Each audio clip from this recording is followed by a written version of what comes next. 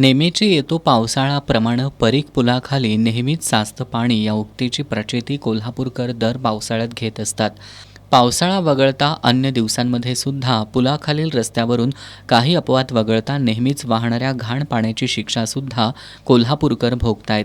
या परीघ पुलाचा एकदाचा काही तो सोक्षमोक्ष लावा अशा संतप्त प्रतिक्रिया उमटत असल्या तरी रेल्वे प्रशासन आणि कोल्हापूर महानगरपालिका प्रशासनाच्या त्रांगड्यात हा प्रश्न काही मार्गी लागताना दिसत नाही.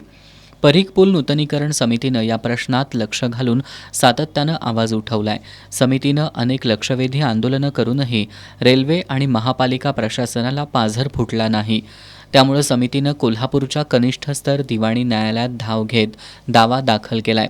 या दाव्याच्या आजच्या सुनावणीवेळी महानगरपालिका प्रशासनानं म्हणणं सादर करताना परीघ पुलाखालून प्रवास करताना कोल्हापूरकरांना जे हाल सोसावे लागतायत त्याची संपूर्ण जबाबदारी रेल्वे प्रशासनावर ढकलली आहे. दुसरीकडे दावा दाखल झाल्यापासून रेल्वे प्रशासन म्हणणं मांडण्यासाठी चालढकल करत असल्यानं समितीच्या वतीनं काम पाहणारे ॲडव्होकेट सुनील धुमाळ यांनी रेल्वे प्रशासनाला दंड करावा अशी विनंती न्यायालयाला केली आहे. न्यायालय आता 5 मे रोजी यावर निर्णय देणार आहे. दरम्यान आजच्या सुनावणीदरम्यान रेल्वे प्रशासनानं म्हणणं सादर करताना परीघ पुलाखालील भाग ही जलनिस्सारणाची व्यवस्था असून तो वाहतुकीचा मार्गच नाही असा अजब दावा केला असल्याचं ॲडव्होकेट सुनील धुमाळ यांनी एस न्यूजशी बोलताना सांगितलंय. रेल्वे प्रशासनाने आपली कैफियत आणि म्हणणे पटलावर मांडले असून त्यांनी त्यामध्ये स्पष्टपणे परीघ पूल रहदारीचा रस्ता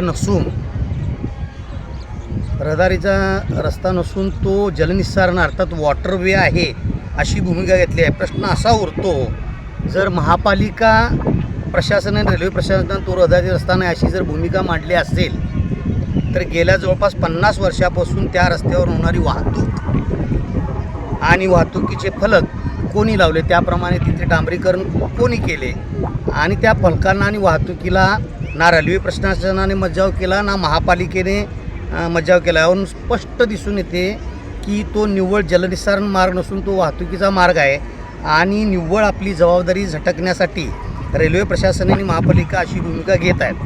प्रस्तुत दावा लोकांच्या दैनंदिन जीवनाशी निगडीत आहे आणि येणाऱ्या पावसाळ्यातसुद्धा तेच प्रश्न उभा राहणार आहेत अशी आम्ही भूमिका मांडली आणि दावा लवकर चालाव्यासाठी निर्माण कोर्टाकडे विनंती केली आणि ती न्यायालयाने ग्राह्य धरली.